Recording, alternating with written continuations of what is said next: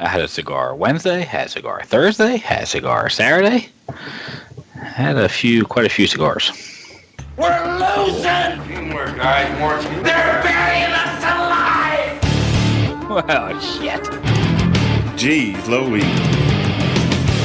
Honey, don't you want to beat those bastards?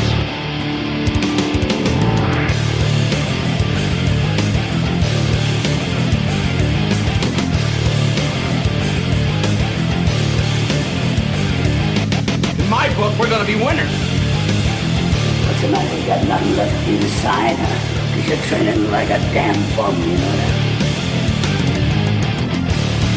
Screw them. What are you doing? What are people doing? Is this early access to? Hey, let me tell you something, bro. Get out there now and do the best you can. Welcome to episode 5 of the Bad Fodder Figures podcast. This is Captain Mike M., joined by Eric and Matthew tonight. No Jeremy, he's off doing real world stuff.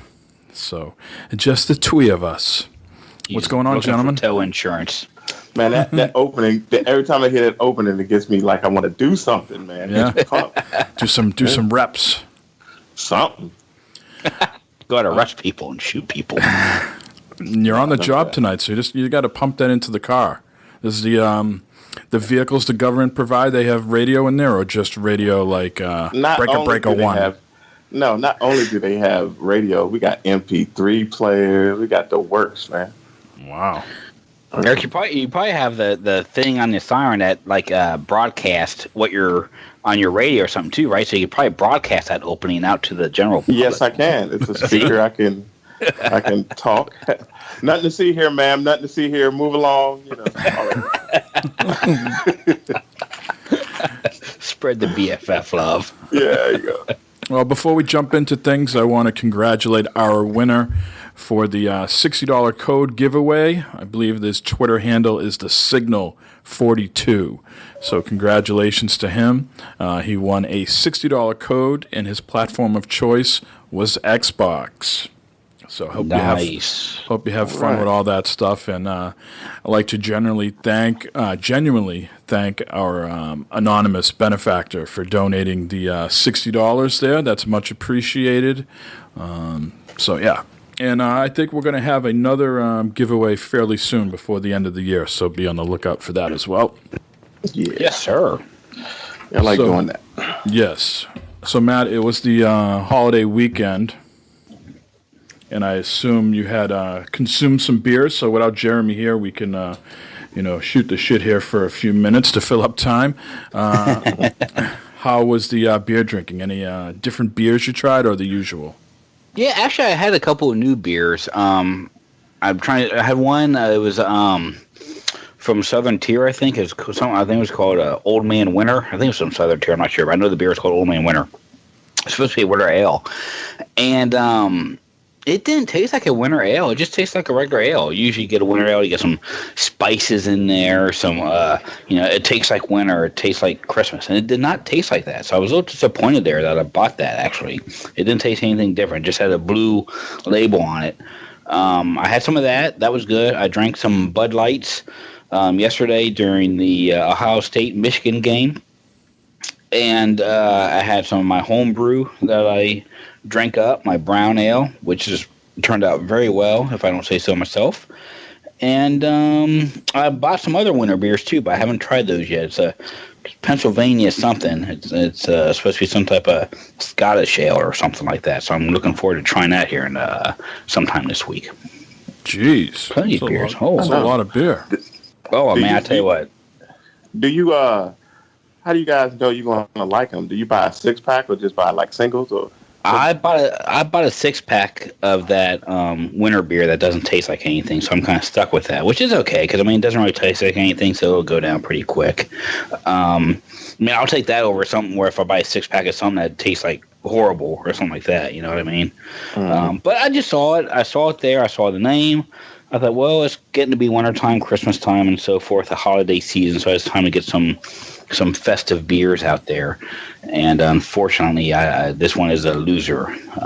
So It is a fine line with winter beers, though, because you can end up with like a pine cone in a glass. Yeah. And no one wants that. Yeah. From Yeah, tree bark to pine cone. Yeah. And there's something about a winter beer or holiday ale. It's like after the holidays, it feels weird to drink them. So you don't want to buy too many to where you're overstocked, and then the springtime or something you're drinking a freaking winter beer or holiday beer or something. Is that weird though? Because you're so think so. conditioned to drink it in the wintertime? I think so. It makes me miss Christmas and winter and stuff like that. So I try to just get just enough winter beers to sustain me through the holiday season, and that's it. Well, Eric, you know why he has overstock by the springtime, because the family comes over and he's giving him Schlitz, and he's got the he's got the high test under the table. Absolutely. He's giving them Cobra, and That's what happened on Thanksgiving. That's what happened on Thanksgiving. I started out the morning with my good bourbon, my Booker's, very smooth, very good drink, and I gave my sister my Bud Lights to drink. I had some Bud Lights on Thanksgiving. That's all. It was either Bud Light or Bud Heavy. That's all they were serving. So Bud Light. Speaking of Thanksgiving, when you go down through the Bud Lights now, do you just like walk through them? Do you kill them, or do you enjoy them? Yeah, they go down fast. They go down real fast. Yeah. Yeah, I probably had like 4 in like 30 minutes. Yeah, I hear you. Yeah. No effect. They don't even have an effect on you, do they? No. A little bit. No, I didn't. For me, they have a little bit. It's just like water. Yeah, I bet. So speaking of Thanksgiving, anything eventful happen, or just the usual turkey, food, and passed out? It was good. Everything was good here. Everything went great. Everything was good too. Yeah. Mike, I laughed so hard, man, because I listened to the show like a couple times. Yeah. And when you had your rant about the dressing, man, that thing was cracking me up about the raisin. Man, I was laughing so hard. And then when I hung up, I was thinking about it. Is the other cardinal sin you can make with the stuffing is the cranberries. I've had that as well. Get your fruit out of my stuffing. Your raisins, your cranberries, get it out. And you know what? I am even particular. I don't like crunchy celery in my stuffing. Traditionally celery's in stuffing. You know what I mean? Yeah. It's got to be really like not noticeable. If I'm like, there's a certain taste to stuffing. If I get it in my mouth and all of a sudden I'm crunching, or there's like a squish, like I'm biting into like a raisin or a cranberry, it sets me off like nothing else. What about cooked onions? What about cooked onions? My wife put onions in there and stuffing. I just said I don't want any crunchy shit in my stuffing. No, they weren't really crunchy. They were sautéed in the saucepan. Yeah. It's got to be subtle though. There's got to be the main part of it. Has got to be whatever stuffing is, bread or whatever that is. Bread. It's right? bread. Yeah. Yeah. I don't want it's sitting inside the carcass. It's already got all those flavorful juices. Anything else you're putting in there is just like, over the top. But it's got to be very, very subtle. If you're just going to start stuffing everything else in the stuffing, I'm going to go nuts. All right? It's no longer stuffing. It's like a freaking, it's like a main dish. It's not a salad. It's bread. It's bread. It's not a salad. Oh, my God. That was so funny. I totally forgot about this. So before we even talk about Thanksgiving, I got to tell you a story about what happened to me this week. Okay. So since May, I have had this like 60 to 80 gallon barrel sitting out on the side of my house. Okay, and what happens is what's in it? Well, I'm going to get to that. Okay. So in my neighborhood or in my town, they don't take your grass clippings. Okay, and there's no place for me to dump them. So I got lazy the first time I cut the grass this year. I did like 2 weeks instead of 1 week. So I had all this, like, too much grass that I just couldn't leave on my lawn after the lawnmower mulched it up. So I put it in this big, 60 to 80 gallon green barrel that you can get at like Home Depot, and it's got like one metal handle on it. It's a huge thing. So I put it in there, and I kept telling myself, I'm just going to drag it to the woods, like somewhere in my neighborhood. So here we are, November, right? The thing is still sitting there. I also recently put up... Yeah, it's just full of muck. It's full of, leaves. The grass has been sitting in there. It is just a cesspool of nasty. Is it like water, full of water Yes, and like stuff? it is nasty. It is like you kick it. It's like Jello in there. It's like shaking. You know what I mean? Oh, Jesus Christ! It is just a pile of nastiness. And I also recently took out some furniture from my son's bedroom, like a changing table, stuff that we don't need anymore. And that was sitting there for a couple of weeks and got a little worn out by the weather. So I wanted all this stuff off my property. I don't have a truck. I don't have a sticker to the dump. So I went on Craigslist. I offered someone $70 to take everything. The ad specifically said, take everything. I don't want the barrel back. Everything in these pictures must go. I'll pay you $70, and I'm not helping you. So you got to do it all. You got to do it all yourself, right? So of course, when you put these ads out, you get flooded with people. I'm not just saying like 5 or 6 people. I must have got 20 to 30 people, who wanted to do this. So I'm a fair person. The first person that replied, I responded to, got a response, went down the list, and eventually someone was a human being and got back to me with the phone number, and I called them and said, yep, this is a deal. The guy said, oh, I really appreciate it. I've been laid off. I could use the money. I said, fine. I said, you sure you can lift this thing? I go, he's like, oh, it's probably full of water, right? I was like, yeah, it's not a pretty sight. I said, you see the pictures? You can lift that, right? He's like, yeah. He's like, my truck is only 2 feet off the ground. I got a little ramp that I can push this thing up on. I was like, all right, I'm not going to help you, though. So he gets out here. He's all by himself, and he's like got this barrel, and I'm watching from my dining room. And he's like struggling to get it up this ramp, and he's like vomiting at the same time and struggling because it smells so bad, man. He's like, once he started moving it, the stench was unbelievable, right? And he's like, I can hear him through I don't have any, it's almost the wintertime, right? So I got all my windows and doors shut. I can hear him, through the walls, like grunting to push this thing up. And like in between, so I'm taking pictures of this, send them to my wife. I think I sent it to Matt later, and I think I sent it to you guys in the chat. Yeah. So we got to discuss this. So eventually, I realized the guy is stuck on the ramp. If he lets it go, he's going to get knocked over by this thing, right? And he can't push it up any far. So he's like looking at the window, like, is this guy going to come out and help me? So I'm like, fuck, this totally backfired. Now I got to go out and deal with this human being, right? So I get out there, and he's like, man, I'm stuck. And he's like, what the fuck is in here? I'm like, it's got some grass clippings and leaves. It's been out here a while, I told you it wasn't pretty. He's like, well, I think I can lift it up. I just need you to hold it in place, and we'll get it up into the. I'll pull it up into the truck. I was like, all right, I'll hold this here. He's like, you got it? You got it? I'm like, yeah, I got it. So he gets into the truck. I'm still holding it like a normal human being, and he friggin' thinks he's like Hulk Hogan or something, and yanks it into the truck. And it all spills all over him. I mean, this thing, it just filled up the back of his truck. He's like, no. He's like, I didn't want this to happen. So the whole back of his pickup truck is just full of grass since May, and it smelled like an elephant's cage times 100. Oh, yeah. It's all over his shoes. It's he took the back of his truck off, what do they call it, the gate or whatever. Thing that folds down, is that the gate? Uh-huh. Yeah, the tailgate. Yeah, so he took that off. It's just spilling down into his license plate. Every nook and cranny has just got this gunk in it.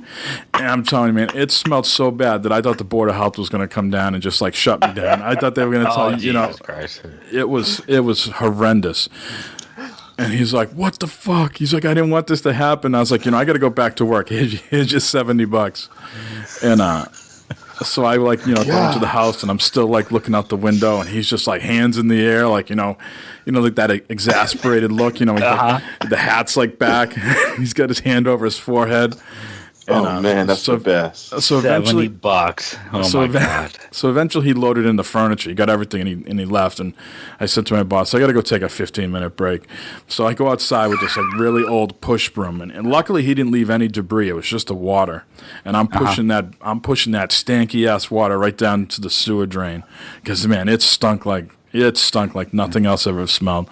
Luckily, the next day it rained out because that got rid of the smell. But I was out there later, a couple hours later, when I came home getting my son from daycare, and I'm getting him out of the car, and these like two young girls and their dog walk by, and all I hear is the girl say, "What the hell was that? Oh my god! Oh my god!" I was like, "Oh no!" Don't want to be known as the stinky house, but it was hilarious. And the look of the guy's face when he dumped the whole barrel. I mean, that whole barrel just tipped into his thing. And that grass from May, it did not look like grass anymore. Oh, wow. Oh, my God. It was disgusting. That's just nasty. That's money well spent. I'm surprised you went out there because you said I'm not helping you. You know, when you was contacting them on. Well, I didn't want to get that shit. Like, he was stuck. He was literally stuck. He could not move up the ramp anymore. Like it was either he was going to let it go and the whole thing was going to fall in front of my house. You know what I mean? Because then he would have drove off. And just left. Then yeah, you know, he would have left for that mess out front. Yeah. So I was like, shit, this is backfiring. I got to go out there. Unbelievable. That's something, bro. I mean, he had to spend like more than that to get his car detailed now, because that thing was just. And he was driving where I live, like, 15, 20 minutes north of Boston. He was driving to New Hampshire. He says he's from Manchester, which is easily 45 minutes with no traffic. So he had to get on the highway with that. Oh, he would have to hit a car wash along the way somewhere where you can spray it out. I don't think you can. I mean, that was just like full of grass. I mean, I don't know, but just picture him being on the highway and that shit's like splattering on your windshield. You're driving behind him or beside him. The smell. People must have been looking at him like, what the hell is going on? Because you could smell that definitely through a car. Like, if you were next to him in traffic, there's no doubt that you could smell that. Smell like a garbage truck. Oh, my God. Criminy sakes. And he had the window on the back of his cab that was, like, broken. So you knew he was getting that smell, like, extra. Man. Well, I know exactly that smell you're talking about, too, because I've had that where the leaves, they get all, excuse me, they get all piled up and the water gets to them and that, and they're like there in that mug. Yeah. Oh, God, it's a horrible, horrible smell. Oh, boy. The best $70 I'll spend all year. Because otherwise, my wife and I would have had to put that in the back of her like SUV. We would have had to brought it somewhere, and then we would have had to smell that in the back. Because then I would have had to like wash that barrel out with ammonia or something. Fuck that! In the middle of the night, I would have taken that barrel and dumped it down the sewer while no one was watching. But it wouldn't have gone all the way down. It was too chunky. All right, let's move on and get back to Thanksgiving. Speaking about chunky, the food was good and plentiful. Oh, yes. Oh, yeah. Oh, God, so much food. So much food, so good. So much bread, Matt. So much bread. Oh, my God, them rolls. How were the rolls? Give us an update on the rolls. Delicious. Goddamn delicious, them rolls. And goddamn if there wasn't many people on Twitter backing me up on that whole bread and roll thing right there. So, there you go, people. 99 cents. 99 cents. I got 2 packs of them. Oh, you splurged. $1.98. Yes, sir. Yes, sir. Got 2 packs of them, man. I put them some bitches in the oven on Thanksgiving. They came out all nice and toasted and warm. Put that butter on top of it, melted up. Oh, I'm starting to drool again. Them rolls are so damn good. Now, Eric, best part of Thanksgiving right there. Eric, did you have rolls? Yeah, we had rolls, but they weren't as significant at Matt's, I don't think. Pre-packaged from the store, or did you go get them at the bakery? I think my mother-in-law got them from the bakery somewhere or something like that. Now, how many people come over at the Glover household? Well, it was over my mother-in-law's house, so it's about 30 people, maybe. Damn, 30 That's a good crowd. Yeah. Wow. Very good. That's so then later in the night, Eric, you went out on Black Friday? You and your wife? No, sir. No, none of that, sir. No, I saw pictures. You said they had some spoils from Black Friday. Oh yeah, let me tell you the story. So we ate this week around 1 p.m. So we were finished probably around 4 or 5. Because the store's open at 6 now. Okay, so around 5:30, I get my truck and go home, and they head out. And I told my wife, "Hey, get this game, this game, this game, and this game." And she got them, and she brought them back for me. You gave her a list. Yeah. Like one of those baseball card checklists. Remember when you used to buy baseball cards? Oh, yeah. There used to be one of those checklists in there. I gave her a list these are the games if you see them. Like you don't have to get these. Just get what you can find. And she got me about 5-6 games, so that was cool. Now, do you have to wait till Christmas, or you just get them now? Nah, man, I'm almost 50 years old. I'm not waiting till Christmas. I finished all them. Nah, I ain't finished them, but I'm not you sitting around. Hey, look, I paid for them. Why I gotta wrap them up and put them in a van? Please give me my games and let's go. I ain't doing none of that. Did she come home with any other Black Friday items, non-gaming stuff that you're thrilled about? I mean, I don't know. Oh, you don't? I have no idea. How could that even happen? I don't know. I don't care. I'm like, do what you do, and I don't care. I get what I want. No, I thought she meant, maybe go. I'm not talking like clothes or anything. I'm just maybe she got, something for the house. Because I know Jeremy was going to be on, and he said that his, I think something he got, him and his wife got is some sort of Roomba type thing. Nah, I don't have no clue, bro.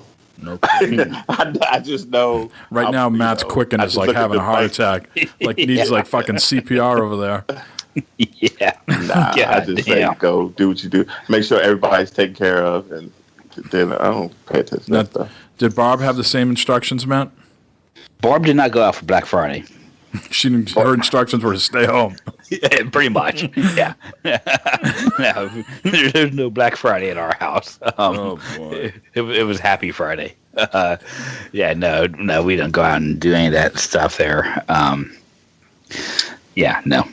But I gotta admit though, there was some good deals if you were in the market for a certain stuff. It was some deals out there, but there was. I'm not willing to stand in line and fight people over crap. I'm not doing all that. Well, I take that back. I did end up getting my wife a new phone. You did. Last we talked, you didn't. That's cool. Well, I didn't go through Verizon this time. You got our iPhone. You got our bag phone. Yeah, a bag phone. Golly. she got the Samsung Galaxy S8. Yeah, Verizon had a thing where it was normally it's like $35 something like that a month. And the Verizon had a deal where it was like a $15.75 a month. So I went through the whole thing on Verizon's website to get it in that, and they kept wanting to change my plan to the unlimited plan for our service and that, and my phone bill ended up being $200 some, and that a month, yeah. I was like, no, I don't want that. So if I didn't do the plan, the phone was going to be that $30 a month. I want to get the deal on the phone, and it would have been cheaper still to do that than to go upgrade to the plan. I was like, well, no, this isn't going to happen. So Saturday, my wife was looking through Best Buy and stuff, the ads and that, and Best Buy had the same deal to get the phone for half off. But you didn't have to upgrade your plan or nothing there. So we did through Best Buy's website and upgraded her phone that way to get the half off deal. So that'd be wheeling and dealing. I try. We're going to get to gaming related deals and how that impacts the industry in just a little bit. We have questions and stuff. So I want to circle back to that. But if you can get a deal with the big phone makers, go for it, right? Absolutely. Yeah, man. Mm-hmm. Any way you make that phone bill cheaper, good for me. Now, is she happy with the phone? Has it arrived already, or you got to wait? Yeah, no, we got it yesterday. We had did the thing where you could pick up in store, and I ordered it, and within an hour it was ready to be picked up. So we went over and picked it up, and she has it, and she's happy with it. It seems to work great and everything. It looks really cool. It's a neat looking phone. It's really nice. So now, you guys are Android people, right? Yes, sir. Yeah, both Androids. And Eric, you have iPhone X, right? Absolutely, I'm an iPhone dude.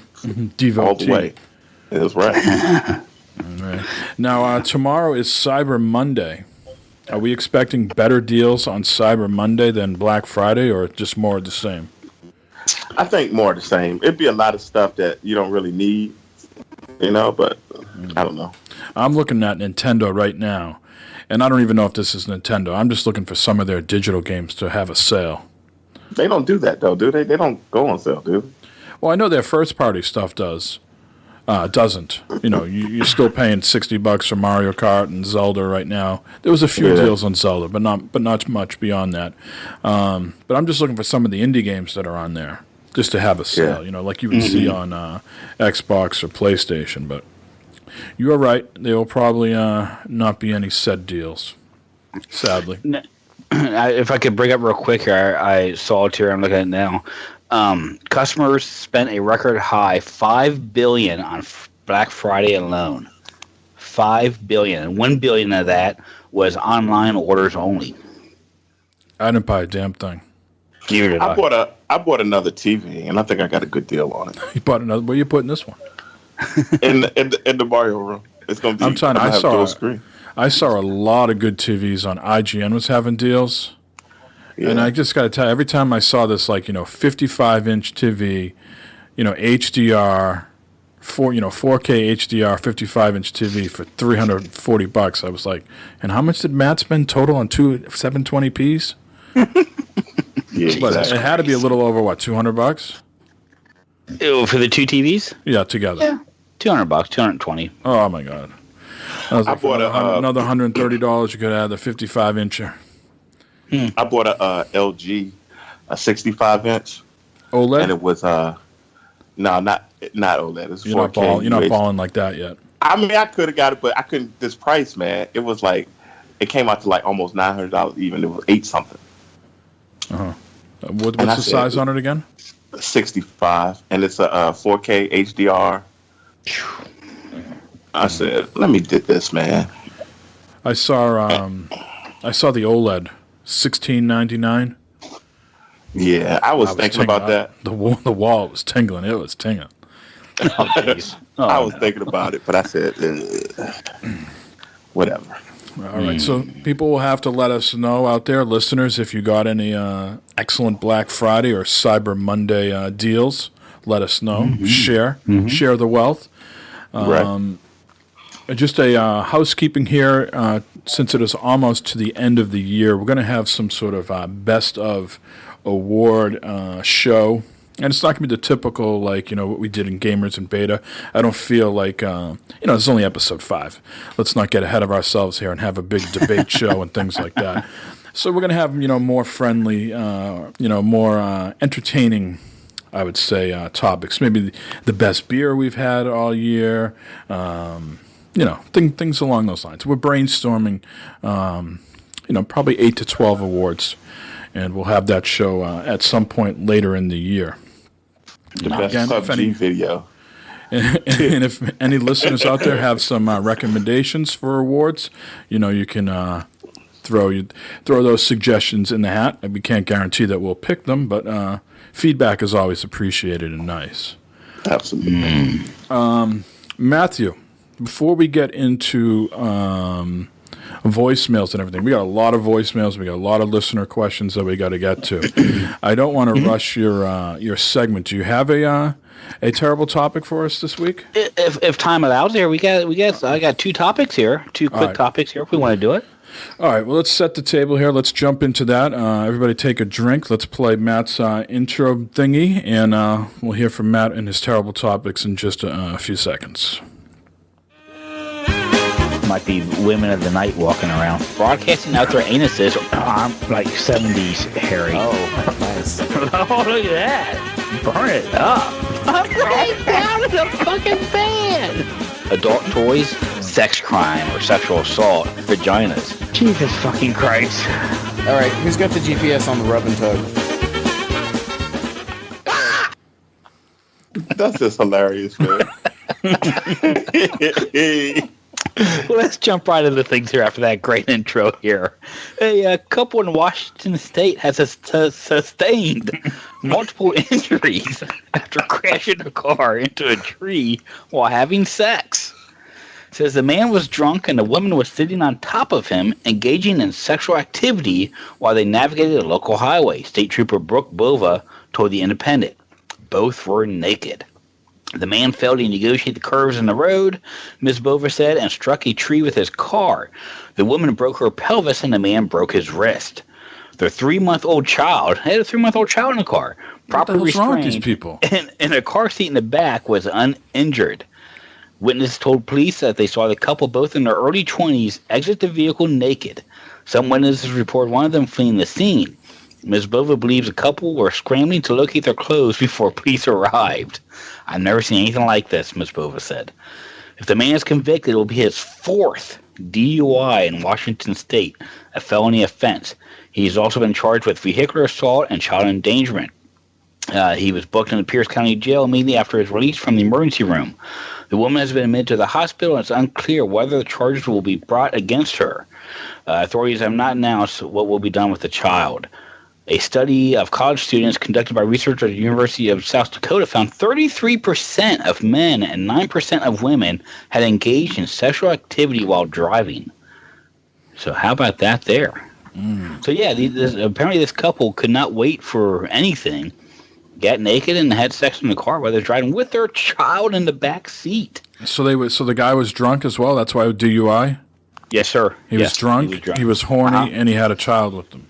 Yep. All the makings of a good guest for the show here. No, at 42, I still, the wind blows the right way, and I'm ready to go. So I've heard. And but I tell you, when this kid's in the car and everything, Nah, that's just. Jeez Louise. Yeah. That's just messed up. How can you even? Man, my mind would let me do that. Right. Oh, yeah, I'm just kind of, she was actually sitting on top of him, right? According to witnesses and that, so they were actually, doing the bippity bop there in the seat there. This wasn't no hand job or blow job type of thing. This was actual full blown sex thing going on. They need to go to jail, both of them. When I had my first real job, I worked with this girl, and she was just out of control with the sex.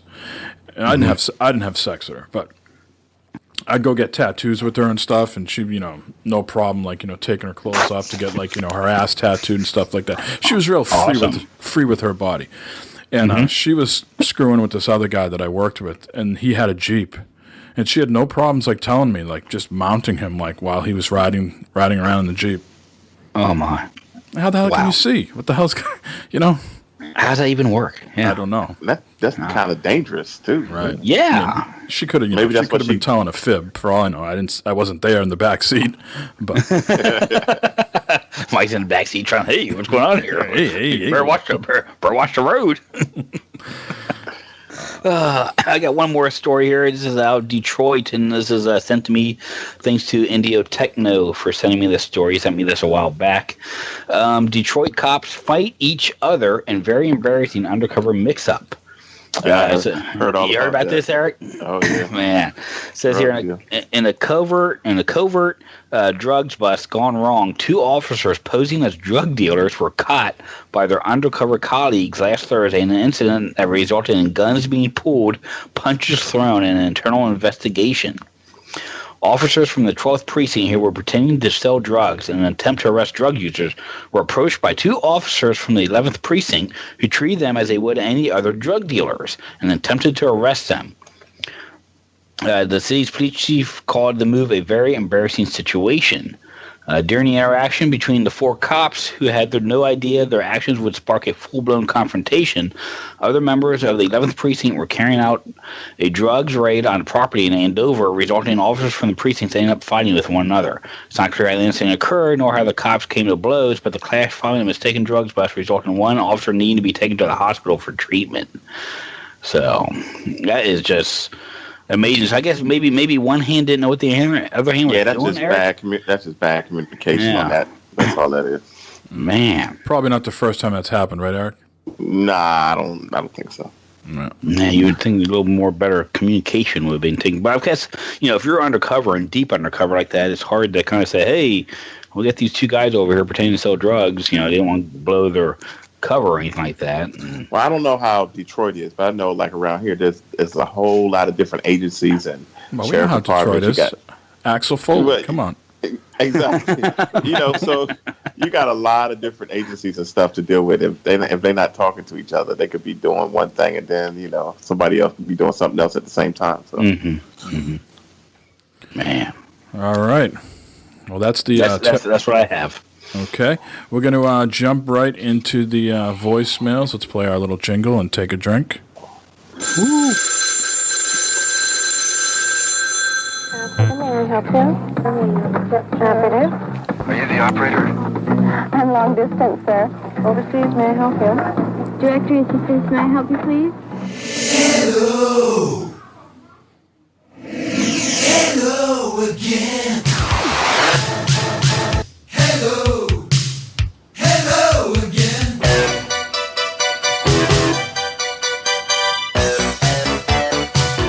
before we jump into the voicemails, Matt, why don't you give the listeners the phone number?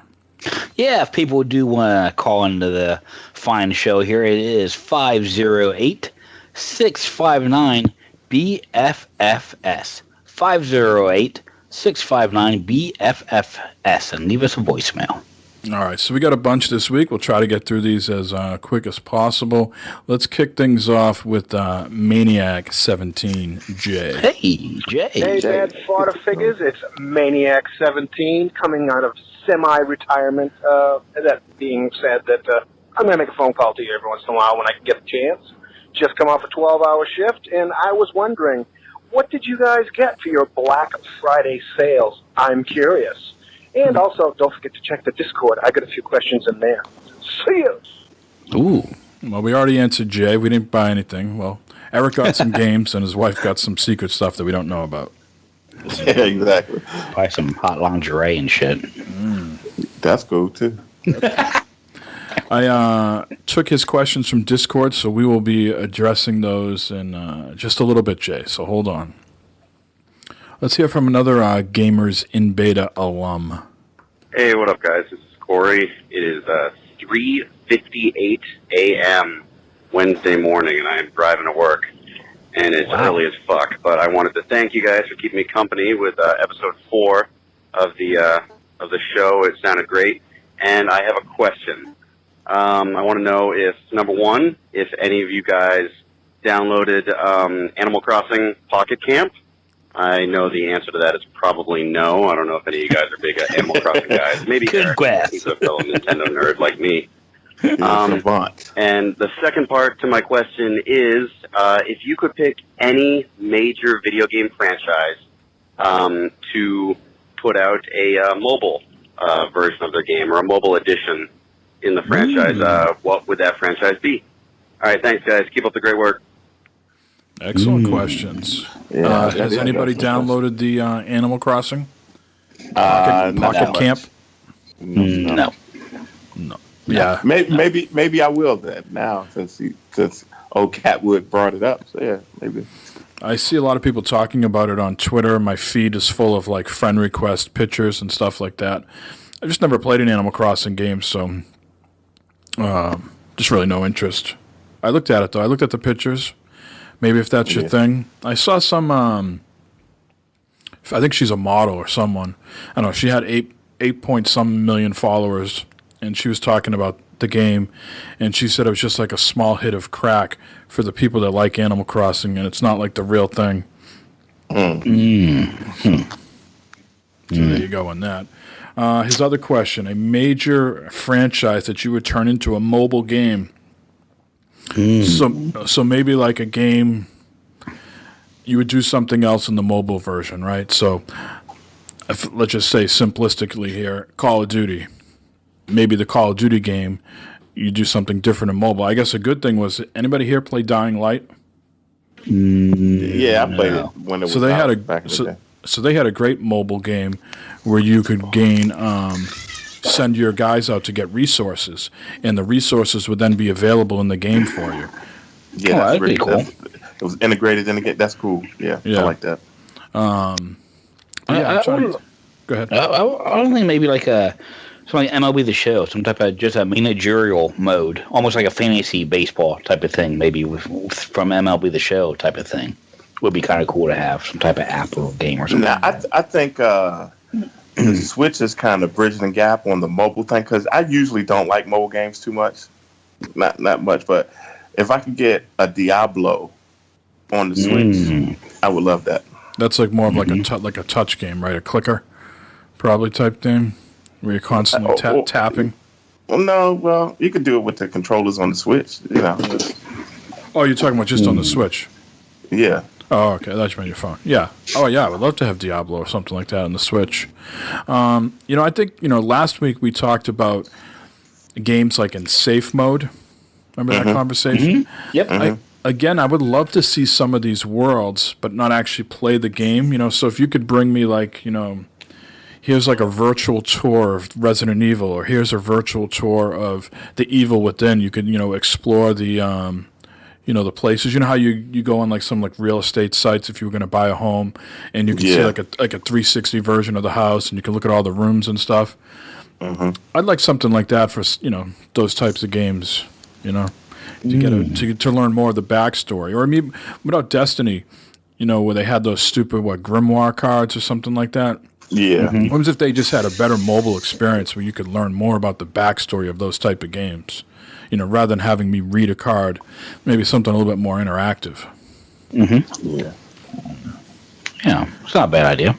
Just some ideas there. Thank you for the questions, Corey. Keep them coming. Let's see, who else do we have here? This person I don't think has ever called into us that I'm aware of. So this is Holy Goalie. Oh, Goalie. The Bantha Fodder figures. What's up? Did you get the Star Wars reference? Yeah, you did. I've been playing a lot of Star Wars Battlefront 2. He's been very frustrated with it. Mind. Fun game, but a maddening game. But still fun. Anyway, long-time listener here. I go all the way back to, maybe even episode 1 or 2. It's been that long. I like the show. Interesting cast of characters you got, though. It's almost like you guys had a podcast fantasy draft. Not necessarily the team I would have picked, but nonetheless, you guys have yourself a solid Madden Ultimate team here full of bronze and silver guys. I like how you guys actually tackle the hot button issues, like loot crates and things like that. But you also tackle some of the secondary issues. Like the safe space mode for Soma and things like that. Makes the show interesting when you tackle some of the other issues that not everyone's talking about. But anyway, I plan on listening to the next show, but I have to go now because the wife's looking at me and I think she wants to have sex. So, talk to you guys later. Bye-bye. Good luck. Oh, my. Goalie is crazy. It's a man who he has sex a lot, it seems like, because he's always talking about during games and stuff, about how he just got done having sex, he's getting ready to have sex, or he's got to go get sex. It's amazing. There's nothing wrong with this. Exactly. That's how you're supposed to live. He's a good dude, man. When I used to listen to him on when he was on the show with Edie Sellers and all that. Yeah, they still have Game Hounds. They still have it, yeah. Game Hounds or something like that, isn't it? But when it came up to Boston and PAX, Mike, I finally met him, and he's cool as hell, man. Yep. They do a live show. Interesting how they do things. I mean, you can get it later on via, your podcast feed, but they use a program called Spreaker. Yeah, they're on Spreaker. Yeah, you can listen to the show live and interact with them and things like that through chat. It's cool. Everybody does it differently. Check it out. Game Hounds, Nick, Edie, and Dave. Yeah. Well, thanks for listening, Dave. He'd have a question there. He was just talking about Star Wars. That's right. It was a commentary, not a question. It was a commentary. Yep. Mm-hmm. I mean, we played with him the other night. We had a lot of fun. He was when he would rage, he would go invade the turkey Thanksgiving pies the night before Thanksgiving. So he was a little worried that he wasn't going to have any pies left over for Thanksgiving because he would go 0-17 and he would go have a piece of pie. All right. This guy, all the way from Florida, Matt's boy. Oh. Hey, guys. Hey, gamers in... Oh, wait a minute. Wrong show. But figures. It's Steve Rogers here. What's up? Captain Mike, Eric, Ruiner. So, I don't know what I'm doing here.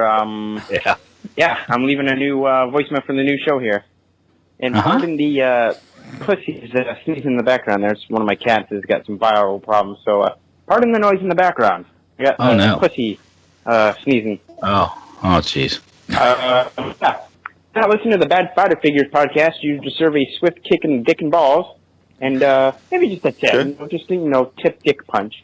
And, yeah. Yeah, boy, man. Love the show, guys. And I really don't know what the hell this was. So this is very helpful. Great podcast. Great. Jesus Christ. I'm not even started drinking yet. Fuck me. I should listen to these before. Yeah. There's one complaint. There's not enough dick jokes or vagina jokes or whatever. What? So the topics or whatever. The dick jokes. Bring that back a little bit. Rick and Morty. And, yeah.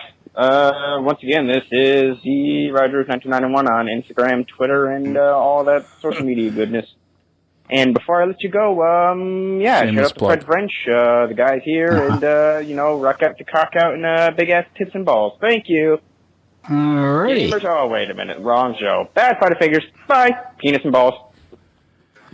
The man loves his penis and balls. Yeah, where do you go from that? I don't know. I gotta pay someone to start listening to these before we play this. All right.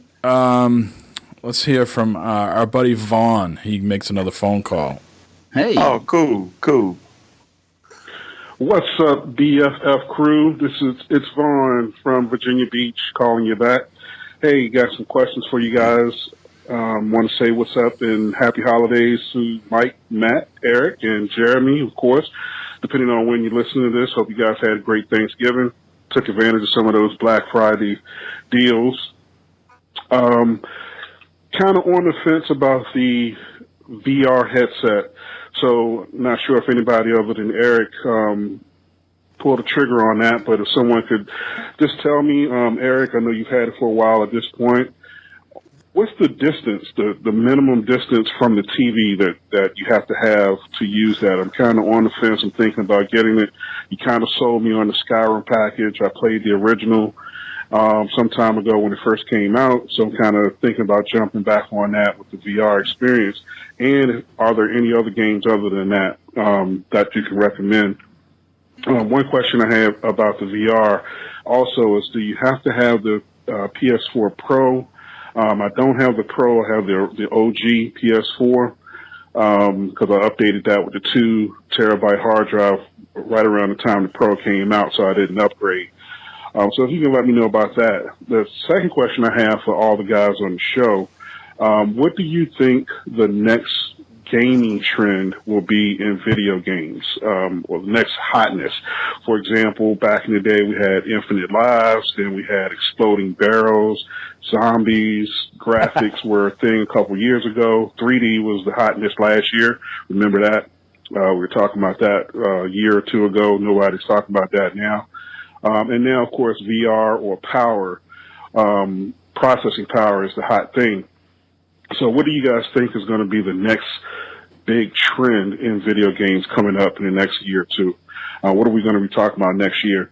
In my opinion, or at least I hope, the next trend is going to be smart AI, meaning you're playing a game, first couple of levels, you're playing through maybe an adventure game or something, and the enemies kind of learn your moves, but not just your moves. They kind of learn your tactics and kind of take it a step further, that they learn your moves as you do them, and then by the time you get toward the middle or end of the game, you're actually playing against yourself. So I think that's going to be something interesting if they can kind of perfect that, take the AI a step further. Interested to see what you guys think about that. It's Vaughn, Virginia Beach. Peace out. Did we ever figure out how Vaughn spelled his name? All right, yes. Vaughn, next time. No, wait. Said, he's got a part. He's got a part 2 here, so he comes back. All so right, cool. let's answer his let's get to his questions first. So Eric, tell us about VR and space, and do you need a PS4 Pro? No, you don't need a Pro. It just runs a little bit quicker with the Pro, but you don't need, because I originally had it on the PS4, so you don't need a Pro. It's just fine. And they say some of the graphics are cleaned up a little bit on the Pro because of the processing power, but it's just fine on the OG PS4. As far as distance goes, I think like most games, you have to be at least 5 feet away from the camera, okay? Because the camera is what tracks your headset. So you have to be 5 feet, and I think it's up to like 15 feet. So it's not like a Vive or anything where you can run around the room with all that. But between 5 and 15 feet, I would say would be somewhere in between there would be perfect. Now, would you say Skyrim is the best game you've played on it so far? I'll give Skyrim a close second because Farpoint to me is the best game. Farpoint and then tied for second would be Resident Evil, because Resident Evil is so crazy. The Resident Evil and Skyrim are right on the cusp of being. But Farpoint to me is the best experience I've had on it. And the second question there was sort of like adaptive learning for AI, learning your patterns. I think there's some games out there that do that. Right? Like Mordor, Shadow of War does that, right? Yeah, I think MLB does it with Matt. So if you play, Matt plays his game, both teams strike out. It's just every game, it's a no-hitter for both sides. Right. Yeah, absolutely. Right. But yeah, I think games are smarter now. Like I remember playing the Uncharted series, the AI from the first games to now, the AI has gotten a lot smarter. Yeah. I think the AI in Witcher is pretty smart too. Witcher 3. We're going to get into this in just a few minutes, but if people continue to want deals on games and want games for free, then you're never going to get this true AI learning, because games cost money. And if you keep wanting these games at $20 just a few weeks after they've been on sale, well, no one's making any money, and no one's going to make your AI any smarter. Right. Mm-hmm. But then does anybody beyond that have a thing that they think is going to be the next fad or big thing that could have some traction? Any ideas on that? Well, the fad that's going on right now is the whole battle royale thing, right? That's what's going on right now. So I'm interested to see if, like around E3 next year, will Microsoft have some sort of headset, the augmented reality? Will that be a thing? I think they are very closely waiting on the sideline to see where this all goes.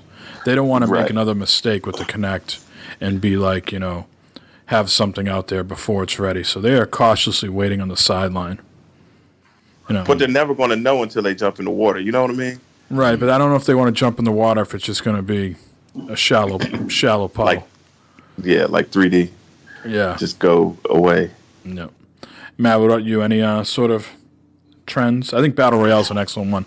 I don't think we've even seen much of a beyond the Fortnite and PUBG. That's just the beginning of it. I think there's going to be so many copycats out there and people iterating on it. But Matt, do you have any I think there's going to be a lot more games focusing on just the multiplayer, and single player is just going to be an afterthought versus the other way around.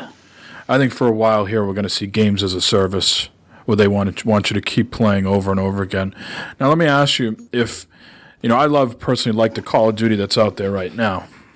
Mm-hmm. And I know Activision wants to get you $60 every year for a new version, but I would be so on board with giving them, maybe not a full $60, $40, or a yearly seasons pass, $50, if they could give me 2 to 3 years of just new maps for that game. And maybe, as you go along, things get improvements, they make their, tweaks and things like that. And but I am so happy with this version that I don't want to have to, see something new next year. Just continuously give me maps for a couple of years, and I'll be perfectly happy. Maybe new guns, new maps, new outfits, things like that to keep it fresh. That could probably be a good idea, but that would cost them more money, wouldn't it, in the long run? Because they would have to keep those servers going, and they're going to bring out that $60 title next year. Yeah, but it would save them money.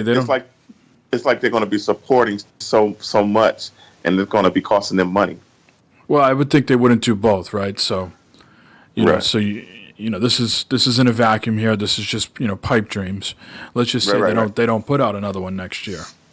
Then they don't have to spend all that money, coming up with a campaign, doing all the research, paying the devs for that.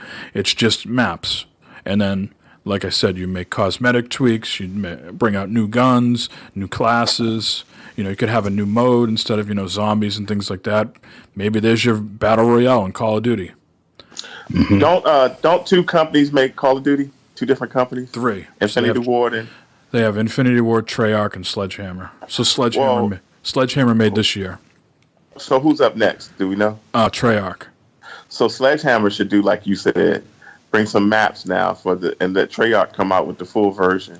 Then I feel like it's like really trying to prey on you and make you pay, somebody pay grabbed for it. Yeah. I would just I'm of the peace of mind that quantity is better than quality. You saw what it did for Assassin's Creed, taking the year off. Everybody is saying that, Origins is just so much head and shoulders better than what they've been doing. Give Treyarch an extra year, and then just support this game with maps for an extra year. And like I said, it just doesn't have to be maps. It can be different modes and other stuff along the way. Right. All right, let's hear from Vaughn again, as he had a follow-up there. BFF crew, it's Vaughn, Virginia Beach, one more time. I can't believe I forgot this. I appreciate you guys answering my question last show. By the way, it's Vaughn, V-O-N. I don't think any of y'all got that right. Eric, I think Eric got it. Damn. Hey, Matt, go to the doctor, man. Get that foot taken care of, man. Before you lose that foot, you walking around with a nub leaning on one side. Peace. So, Eric, you had it right. V-O... Oh, no, Eric, you said V-O-H-N, right? I said V-A-G, something I said. But I thought V-A-H-N. Mike, you said V-O-N. Yeah, I was either saying V-O-N or V-A-U-G-H-N. Yeah, that's what I was thinking. Yeah. V-O-N. Well, that's good and simple there. I can spell that. That's the way the players spell it. The players. All right, so we got 2 more voicemail out there from the same guy. And Brevity was not with him this week, so I only can imagine who it is. Drum roll, please. Bad butter figures. What is up on this big holiday weekend, gentlemen? Huh? We survived Thanksgiving. We stuffed our faces with turkey and all the other good things. We went through Black Friday shopping, typing on the keyboards, going in and out of stores, grabbing all the merchandise. Now, it's time to relax. Getting ready for the big wind-up to Christmas. Yes, indeed. Anyway, gentlemen, this week I really don't have a question. I'm kind of burned out on all this holiday stuff. I'm just going to keep it to comments. But there's some good comments, at least I think they are. I hope you enjoy them too. All about mustard. First of all, I think that idea of Eric telling Nintendo about his Mario room is outstanding. Absolutely outstanding. I'm going to do that. Nintendo should not only come and visit, they should bring a camera crew, and it should be on the news. And I'm not talking about your local nightly news. I'm talking about world news tonight and all those other big things that come on the TV. The people need to know about this. This man is laid and done above and beyond to build this room, and he should be recognized for it. But I have something to add to that. I have found out through sources that Nintendo has an employee with the last name of Bowser. That is who Nintendo should send to Eric's room. Imagine Bowser coming to see the Mario room, huh? He wouldn't be welcome. Big time stuff here. Someone needs to jump on this and make this thing happen. Now, on to my next subject, Matt's dinner rolls. I tried them. No thank you to Matt not telling me what store to buy them in, but thanks to other people on the internet, I found them, I purchased them, and I tried them. They're good. Well, I'll give you that. I'll give you the thumbs up. They're good. I don't know if it would make my list of things I would talk about for Thanksgiving, but hey, they were indeed good. They were goddamn delicious. You didn't cook them right. Matt's a simple man. man. On to another thing that you guys talked about a few weeks ago. I believe it was maybe Matt. I don't know if it was obvious, but with the data caps and downloading these games, here's my idea, guys. All these people have to do is make a game, put like 80, 90% of it on a disc, put it in a store, charge, I don't know, $5, $10 for the disc. You bring the disc home, you unload the disc to your system, and then that little 10, 5, 10, 15% you do online, plus then they will give you a key and you pay the rest of the money. For example, let's say the game's $60. You go to the store, you pay $10, you get your disc, you come home, you insert it, you download it onto your system, and then the key will come up and say once you pay the rest of the money that remains, if you pay $10 and if you pay $50, they'll give you a key, you'll put your key in, the rest of the game will download, unlock for you, and you have. So his voicemail got cut off again. Brevity. Brevity, folks. Let's fire up part 2. Hello, everybody. It's Fred again. I must be long-winded with all this turkey. Seems dejected. Anyway, basically, you can just download 5-10% of the game, and then pay for the key, pay for that little bit of a download, and then it would be yours. And the game would just latch onto your gamer tag and your system. That way you couldn't pass the disc around. And I think that would solve that. That way, if anything happened to your hard drive, well, then you just put your disc back in, load up most of the game, And then just go on and say, oh, yes, indeed, you bought this, you own this, you can download the rest of this. GameStop would be Just pissed. my idea of what I think would work. I'm very insulted that this thing cut me off. I think I need a new Fred French hotline to this place where I have unlimited time to talk because, gentlemen, sometimes there's a lot to talk about. Give him your number, Mike. What do you mean? What? Sit down in the back. What are you trying to say I'm long with? Then you call into these shows if you think I don't know what I'm... sorry, guys. I'm talking to my pretend audience who's giving me a hard time. Oh. Anyway, guys, great show. I hope everybody had a great holiday. Matt, your turkey came out beautiful. That looked very good there. I almost tried to eat it through my phone. It looked so good. Yes, sir. It was delicious. Good job, sir. Made up for your dinner roll high recommendation, if you know what I mean. Anyway, guys, I'll see you later. Enjoy. And as always, arrivederci. All right. Thank you very much. Thanks to all the listeners who called in. We appreciate that. Matt, give them the phone number one more time. Absolutely. You guys ready to get your pens and papers out? Because here it is, 508-659-BFFS.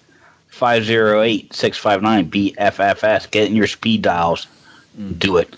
So Fred had an interesting idea there. You got to think outside the box. I just think that would be too many cooks looking for their money. So that means GameStop only gets $5-10. How much does it cost to make those game cases, that you're going to put the code in? And then where are you going to redeem that? Are you going through a portal on GameStop's site, or are you going to the console holder? It seems like a small pie divided up amongst many people. Good. And then you have to have internet. Some people who don't have internet, that's what. Speaking of that, I had a guy who I was friendly with on Twitter back in the very early days of Gamers and Beta. And he's not on Twitter that much, but he posted the other day how he was upset. He bought Call of Duty, and he wasn't able to play it. And I was like, yeah, it's 2017. These games need a day one patch. These games require you to be online. He's like, even for the story? I was like, yeah, that's just the way it is now. You just can't pop that in and play. No. But nowadays that is a pain, though, isn't it? Like, well, I wish they advertised it.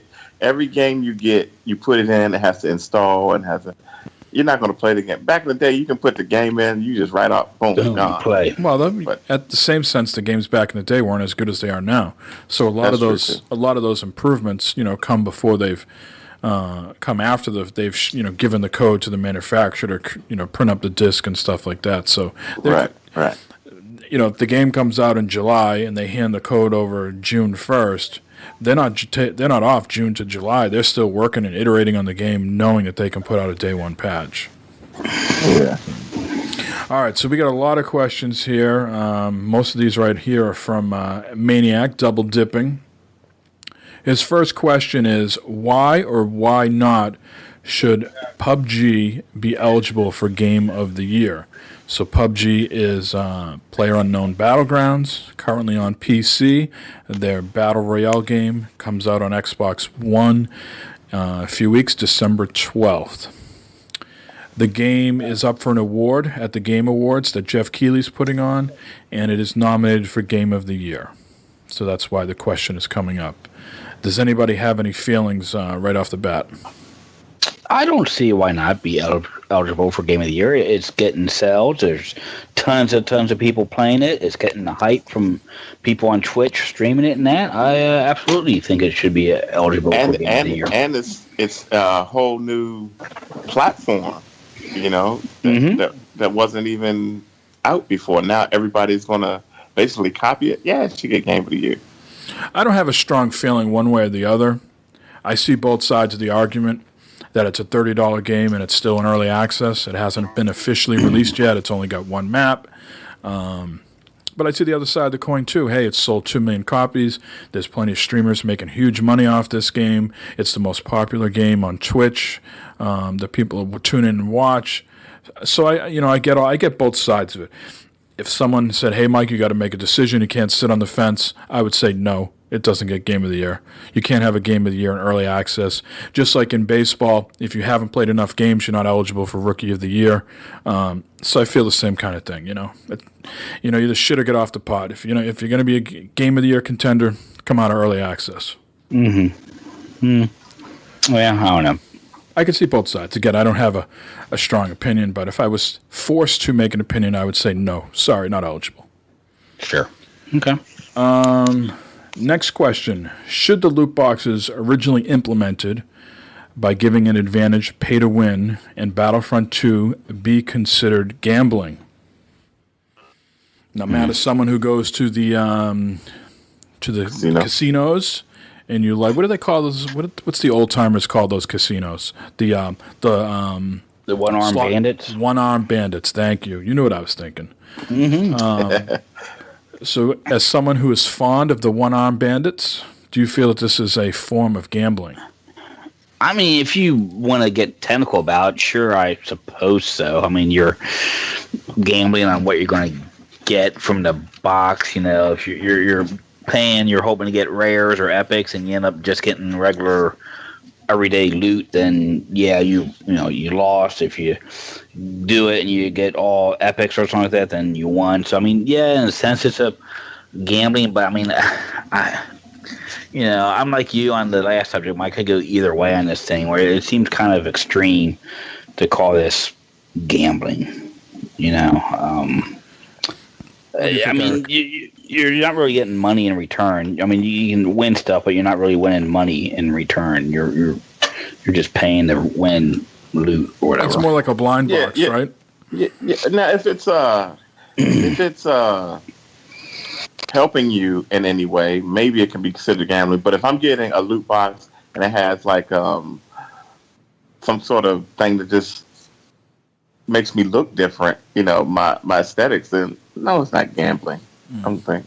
I still think there should be something to meet in the middle to try to cool the temperature down on this discussion, or just give odds. Like, I think, in these blind boxes that you can go to at Spencer's or GameStop, I think they put odds in there, like, the guy that everybody's after, you have 1 in so many chances of winning it, right?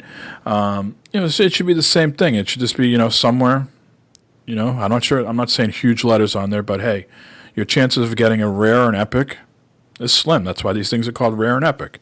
Or legendary. Why can't we meet in the middle and have that just be somewhere on the screen? But Representative Chris Lee and Sean Quinlan in Ohio held a news conference that assailed loot crates as preying on children, naming Star Wars Battlefront 2 specifically. And also in Belgium, the country's gaming commission last week opened an investigation into loot box purchases in video games. I think things are getting a little out of control. I want to. Mark has some questions where I want to sort of circle back to this. There's a reason there is loot boxes in games, people. And I want to have that discussion when we get to Mark's question, so put that on the back burner. But Matt, as you've been playing Star Wars Battlefront 2, I guess we can talk about that now rather than in what you've been playing. What do you think of the game now that they've taken out the sort of pay-to-win aspect that you have to earn your credits to buy these loot boxes? I don't think that has any bearing on what I'm doing in Star Wars, that doing that or not. I'm going in, I'm getting the daily loot crate thing that I get, and that's about it. I'm not trying to buy the loot crates or anything like that. I'm spending my credits on unlocking the heroes and things like that. So I don't really care about it. And now that you've unlocked your hero or heroes, are you unstoppable, or are you dying just as quick? I barely get to use my heroes during the matches. Yeah. So I guess what I'm getting at is I could give you all the toys and all the the cool gizmos, but you would still have the same. It wouldn't have an appreciable difference in your results, right? Probably not. No. Right. No. Especially now that I have the game, I understand more of how it works. How it's working in that. Then it's not giving me or anybody an advantage, because I can't, during a match, I can't get to that point where I can use some heroes during a match. So I was like, fuck it. I just wasted my money on a hero I can't use. No. So basically it goes down to, if it's not real money, then it's not gambling. Right? there's real money involved when you buy these things. You know, not in Battlefront anymore. That could be coming back. It's just, but if you don't use real money, how can it be gambling? Because basically, you're just putting in time. And if you or somebody else put in the same time that I'm putting in, you're going to get that money too, correct? That in-game money. Right. So it's really not gambling. It's just how much you're dedicated to it, I guess. Mm-hmm. I guess, you know, where the tomfuckery comes in is where these companies, and I've said it before, they have these algorithms that sort of prey on you and, you know, say either we're going to hold back some XP or you're struggling in this area, we're going to serve you up these things to sort of, you know, hey, this guy's struggling. You know, that's when it gets a little shitty, in my opinion, right? If you just have a section that's just loot boxes and you want to buy them and go in there at your own discretion, you know, that's one thing. If there's another thing where there's actually a patent out there to try to come up with an algorithm to get money out of you, then that's when it's, I think, a little shadier. But again, you got to be a strong-willed person. You can't give into that shit. You know, back in the day, we didn't have these things. You just played the game. You either were good at it or you weren't, and you moved on. But we're going to circle back. But what I will say is, I've listened to podcasts during the day, and I heard one gentleman on a podcast say that he was against pre-ordering games, and he was against supporting games with loot boxes. But yet this man buys his fucking games from Walmart. So let me say to you, sir, that you are against pre-ordering and loot boxes because it doesn't match with your morals or your sort of, you know, outlook on life. But yet you'll support a fucking store that treats women poorly, doesn't pay their employees, you know, insurance, and just generally is a shitty company to work for. So, you know, maybe you got stuff a little mixed up there. Just my opinion from where I sit. Sorry. All right. Right? Yes, sir. Yes, sir. And they say these loot boxes prey on children, right? Well, I don't know. I'm just going to speak for myself. I'm kind of responsible, and I know Matt is responsible with his money. My kids can't do any. My kids can't do, and I know you are too much. But my kids can't do anything on my system as far as using my credit card because I don't know. No, it doesn't roll like that. And these video game consoles have stuff in place where kids can't just be buying loot boxes back to back to back to back. I would think, right? I don't know. I've never tried it. Well, you can't do that on mine. I don't know about. Well, I know you could. I know. Well, let's just say Mass Effect 3. I bought a lot of those, whatever those packs were in Mass Effect 3 multiplayer, and it never said like, "Hey, you bought a bunch." You were buying them right in game. You weren't going in the store like PlayStation Store and buying them. You were going right in the UI of Mass Effect 3 and buying them. There never was a problem, like you just bought 50 of these in a row. You should stop. Yeah, but you can't do it. But I guess what I'm saying is like you got to put in a passcode when every time because you can set that up from your system. Right. Or the other thing is, would your credit card or bank step in at a certain point? Like if you were buying like 10 of these things, and then all of a sudden you started buying 100, would like any bells go off at your credit card issuer or something? Yeah, like that? I think mine would because I get fraud alerts all the time on mine. But it's not fraud. It's a legitimate thing But I have to verify it. Yeah, I know certain cards like Amex is real strict. Yeah, I get a text on my phone. Hey, did you purchase this? Yes or no?